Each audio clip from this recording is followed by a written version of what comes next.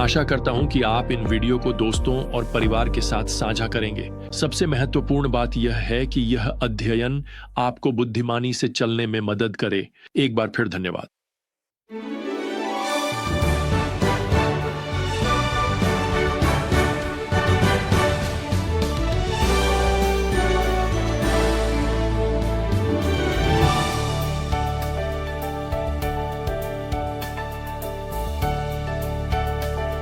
यीशु मसीह का एक सच्चा सुसमाचार है, लेकिन आज दुनिया में कई नकली सुसमाचार भी हैं। और सच कहें तो इसका कारण यह है कि शैतान सिर्फ बाइबल को नष्ट करना ही नहीं चाहता, वह लोगों को धोखा देने के लिए बाइबल को विकृत करने में भी उतना ही खुश होता है।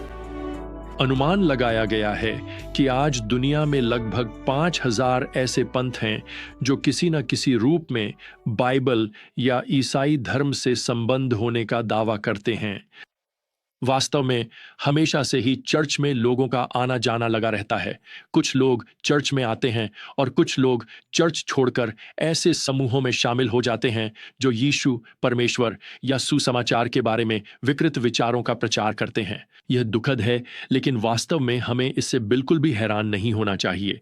वास्तव में आज जब हम अपने ज्ञान की यात्रा में प्रथम तीमुथियुस अध्याय 4 में प्रवेश करते हैं, तो पौलुस यहाँ पद 1 में यह लिखते हैं, आत्मा स्पष्ट रूप से कहता है कि आने वाले समय में कुछ लोग विश्वास से भटक जाएंगे। अब यह भटकाव या धर्म त्याग पौलुस यहाँ लिखते हैं आने वाले समय में होगा। तो ये आने वाले समय कब आएंगे? खैर, जैसा कि हमने पहले ही 2 थिस्सलुनीकियों में देखा है कि क्लेश काल शुरू होने से पहले एक बड़ा धर्म त्याग होगा, लेकिन यहाँ यह अभिव्यक्ति कलीसिया युग के दौरान बार बार होने वाले धर्म त्याग के कालों की ओर संकेत करती प्रतीत होती है। तीमुथियुस ने शायद अपने समय में यह देखा होगा और मुझे विश्वास है कि हम भी आज इसे देख रहे हैं। पौलुस यहाँ पद 1 और 2 में इस धर्म त्याग का वर्णन करते हैं और वे यह कहते हैं, लोग धोखेबाज आत्माओं और दुष्ट आत्माओं की शिक्षाओं के पीछे चलेंगे, उन झूठों के कारण जो ऐसे लोगों के द्वारा फैलाए जाते हैं जिनका विवेक जल चुका है। ये कहने का एक और तरीका है कि झूठी शिक्षा की उत्पत्ति दुष्ट आत्माओं से होती है। ये वास्तव में शैतान से ही आती है। इसे अविश्वासी धोखेबाजों द्वारा फैलाया जाता है। यहाँ उन्हें झूठा कहा गया है, जो स्वयं को सत्य के शिक्षक के रूप में प्रस्तुत करते हैं। अब मेरे लिए यह रोचक है कि पौलुस यहाँ 3 पद में उस झूठी शिक्षा पर ध्यान केंद्रित करते हैं जो विवाह को मना करती है और भोजन से परहेज करने की मांग करती है। अब यह एक प्रकार की वह चीज है जिसे धर्मशास्त्री तपस्या एसेटिसिज्म कहते हैं। तपस्या यह सिखाती है कि परमेश्वर आपको इस आधार पर स्वीकार करता है कि आप अपने कुछ व्यक्तिगत इच्छाओं का त्याग करते हैं। यह झूठी शिक्षा कई विश्व धर्मों में दिखाई देती है, जो कभी-कभी उपवास की मांग करते हैं या सिखाते हैं कि विवाह उतना पवित्र नहीं जितना अविवाहित रहना। पौलुस यहाँ 4 पद में इन सब बातों का खंडन करते हैं और बहुत स्पष्ट रूप से यह पुष्टि करते हैं कि परमेश्वर की बनाई हर चीज अच्छी है और यदि वह धन्यवाद के साथ ग्रहण की जाए तो उसे अस्वीकार नहीं किया जाना चाहिए। और प्रियजनों, मैं आपको बताना चाहता हूँ कि परमेश्वर ने ही विवाह और भोजन दोनों की रचना की है। यदि आप मांस खाते हैं या विवाह करते हैं या उपवास नहीं करते, तो भी आपका परमेश्वर के साथ संबंध बाधित नहीं होता। अब कुछ लोग विवाह नहीं करना चुनते हैं और कुछ लोग चीज बर्गर नहीं खाना चाहते, और इन विकल्पों में कोई बुराई नहीं है, जब तक कि वे इस निष्कर्ष पर न पहुंच जाएं कि इन चीजों से स्वयं को वंचित करना उन्हें नैतिक या आत्मिक रूप से श्रेष्ठ बनाता है, या और भी बुरा कि इससे वे परमेश्वर के लिए अधिक स्वीकार्य हो जाते हैं। सच्चाई इससे बिल्कुल विपरीत है। अब यहाँ 6 पद से शुरू करते हुए पौलुस हमें झूठी शिक्षाओं से बचने के 3 तरीके बताते हैं, और यह केवल पास्टर तीमुथियुस के लिए ही नहीं बल्कि सभी कलीसिया के अगुवों के लिए है। वास्तव में यह सभी विश्वासियों के लिए है। पहला, लोगों को सत्य सिखाओ। पौलुस यहाँ छठे पद में तीमुथियुस से कहते हैं, इन बातों को भाइयों के सामने रखो। दूसरे शब्दों में, मंडली को लगातार सत्य सिखाते रहो, सत्य का प्रकाश बार बार जलाते रहो, और जब तुम ऐसा करोगे तो धोखे का अंधकार छंट जाएगा। अब दूसरा, सत्य पर केंद्रित रहो। पौलुस यहां 7वें पद में लिखते हैं, अशुद्ध और मूर्खतापूर्ण कथाओं से कोई संबंध न रखो। दूसरे शब्दों में, अगर कोई आत्म केंद्रित और तुच्छ बातें सिखा रहा है तो वह भले ही रोचक लगे या बहुत सारी किताबें बिक जाएं, लेकिन सच कहें तो ऐसी बातें कचरे के डिब्बे में होनी चाहिए, न कि आपकी किताबों की अलमारी में। ये सब सिर्फ मूर्खतापूर्ण और तुच्छ बातें हैं। तीसरा, अपने मन को सत्य के साथ लगातार अभ्यास कराते रहो। पौलुस यहां तीमुथियुस से 7वें पद में कहते हैं, भक्ति के लिए स्वयं को प्रशिक्षित करो। यहां प्रशिक्षित शब्द यूनानी शब्द जिम्नाजो से आया है, जिससे हमें अंग्रेजी शब्द जिम्नेजियम मिला है। तो यहां एक चित्र है। आप परमेश्वर के वचन के जिम्नेजियम में जाते हैं और आप एक आत्मिक व्यायाम कार्यक्रम शुरू करते हैं। आपका प्रशिक्षण, पौलुस हमें बताते हैं, भक्ति के लिए है। अब आप वचन में जाकर पसीना नहीं बहाते ताकि आप परमेश्वर के परिवार में शामिल हो सकें, बल्कि इसीलिए कि आप परमेश्वर के परिवार में मजबूत बनकर बढ़ सकें। भक्ति कोई संयोग नहीं है, इसके लिए प्रयास करना पड़ता है। एक भक्तिपूर्ण व्यक्ति ऐसा संयोगवश नहीं बनता, बल्कि जानबूझकर बनता है। वास्तव में पौलुस यहाँ 8वें पद में कहते हैं, शारीरिक अभ्यास से कुछ लाभ तो है, परंतु भक्ति हर प्रकार से लाभकारी है। मैं कुछ ऐसे लोगों को जानता हूं जो अपने आहार पर ध्यान देने और नियमित रूप से व्यायाम करने के लिए दृढ़ संकल्पित हैं, और सच कहूं तो वे मुझे भी प्रेरित करते हैं। ये एक अच्छी बात है।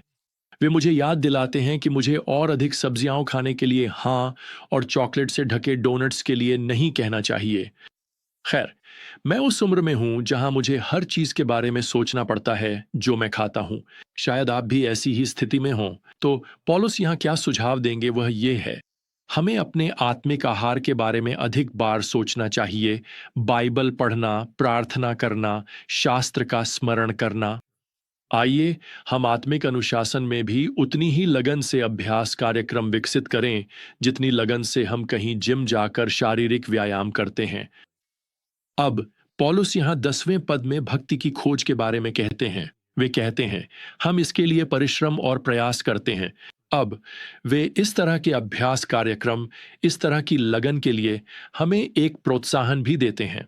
वे लिखते हैं, क्योंकि हमने अपनी आशा जीवित परमेश्वर पर रखी है। एक धावक जो लगातार अभ्यास कर रहा है, उसकी आशा उस दौड़ को जीतने पर टिकी होती है। यही बात मसीही जीवन पर लागू होती है।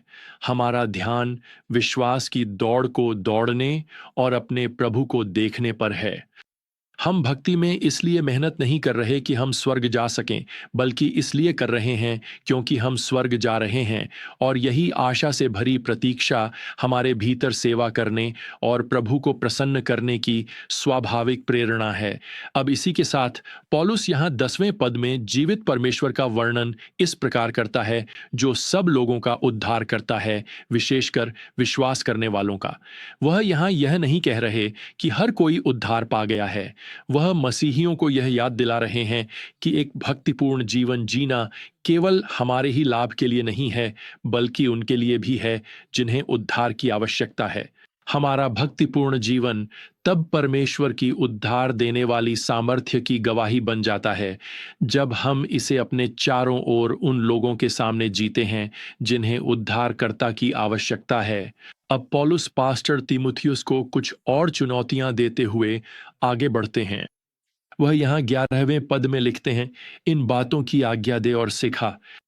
और मैं आपको बता दूं, यह केवल पास्टर तीमुथियुस के लिए ही नहीं है, बल्कि हर पास्टर के लिए है। पास्टरों को अपनी मंडली के मन को इस स्वस्थ शिक्षा, इस आत्मिक अनुशासन और पवित्र जीवन की खोज पर केंद्रित करना चाहिए। अब तीमुथियुस को शायद बड़े लोगों से इतनी दृढ़ता से बोलने में थोड़ी झिझक महसूस हो सकती है। आपको याद होगा वह छोटा है और पौलुस यहाँ 12वें पद में लिखते हैं, कोई तेरी जवानी को तुच्छ न समझे, परंतु विश्वासियों के लिए वचन, चाल, प्रेम, विश्वास और पवित्रता में आदर्श बन। यहाँ 13वें पद में और भी निर्देश दिए गए हैं, तीमुथियुस, तू अपने आप को पवित्र शास्त्र के सार्वजनिक पाठ, उपदेश और शिक्षा में लगा दे। तो हर पास्टर, हर कलीसिया के अगुवा के लिए आप इसे नजरअंदाज नहीं कर सकते। एक पास्टर की सार्वजनिक सेवा शास्त्र से परिपूर्ण होनी चाहिए और यह कोई विकल्प नहीं है, यह अनिवार्य है। पौलुस यहाँ 14वें पद में यह भी जोड़ते हैं, जो वरदान तुझे मिला है उसे उपेक्षित न कर, जो तुझे भविष्यवाणी के द्वारा और प्राचीनों के हाथ रखने से मिला था। यह हमें बताता है कि प्रभु ने तीमुथियुस को उस समय कोई विशेष सेवकाई का वरदान दिया था जब प्राचीनों ने उसे सेवकाई के लिए अभिषेक किया था। पौलुस हमें यह विस्तार से नहीं बताते कि वह क्या था, लेकिन जो हम जानते हैं वह यह है कि यह सिद्धांत आज भी हमारे लिए बना हुआ है। हमें आज उन वरदानों का उपयोग करना है जो परमेश्वर ने हमें अपनी महिमा के लिए उसकी सेवा करते हुए दिए हैं। अब अध्याय 4 पौलुस की कुछ अंतिम प्रोत्साहन भरी बातों के साथ समाप्त होता है, जिसमें वे सतर्क और दृढ़ रहने के लिए कहते हैं। पौलुस यहाँ 15 और 16 पदों में हम सभी के लिए कुछ बेहतरीन सलाह देते हैं। इन बातों का अभ्यास करो, अपने आप पर और शिक्षा पर ध्यानपूर्वक निगाह रखो, इसमें लगे रहो, क्योंकि ऐसा करने से तुम अपने आप को और अपने सुनने वालों को बचाओगे। अब पौलुस का सीधा अर्थ यह है कि जब हम दूसरों के सामने अपनी सच्ची उद्धार को प्रकट करते हैं तो हम एक ऐसे साधन बन जाते हैं जिसके द्वारा अन्य लोग भी उद्धार पाएंगे। वे उस प्रभु, उस उद्धारकर्ता को जानना चाहेंगे जिसे हमने स्वयं पाया है। क्या आपने कभी इस बात पर विचार किया है कि पौलुस के अनुसार जब आप उद्धार पाए तो आपको धार्मिकता के व्यायामशाला की सदस्यता कार्ड मिल गई? मैं आपको आज अपनी सदस्यता का उपयोग करने के लिए प्रोत्साहित करना चाहता हूं। इस व्यायामशाला में जाएं और आज परमेश्वर के वचन में अभ्यास करें। जब आप परमेश्वर के वचन का अध्ययन करें और प्रार्थना करें तो सत्य में अपनी आत्मिक मांसपेशियों को मजबूत बनाएं। मैं आपको बताना चाहता हूं, यह वह दिन नहीं है जब आप आत्मिक रूप से कमजोर हालत में रहें। अगर कभी ऐसा दिन है जब हमें अभ्यास करने की आवश्यकता है, जब हमें पवित्र जीवन की मांसपेशियां मजबूत करनी है, जब हमें परमेश्वर के वचन को समझने की जरूरत है ताकि दूसरे हमारे जीवन में सुसमाचार की वास्तविक जीवन परिवर्तनकारी सच्चाई को देख सकें, तो वह दिन आज ही है। आखिरकार जब हमारे आसपास के लोग हमारे जीवन को देखेंगे तो शायद परमेश्वर उनमें से कुछ को प्रेरित करेगा कि वे हमारे साथ मिलकर परमेश्वर की महिमा करें। तो जब तक हम फिर से यात्रा शुरू नहीं करते, प्रियजनों, प्रभु यीशु मसीह का अनुग्रह, परमेश्वर का प्रेम और पवित्र आत्मा की संगति आप सभी के साथ बनी रहे। आमीन।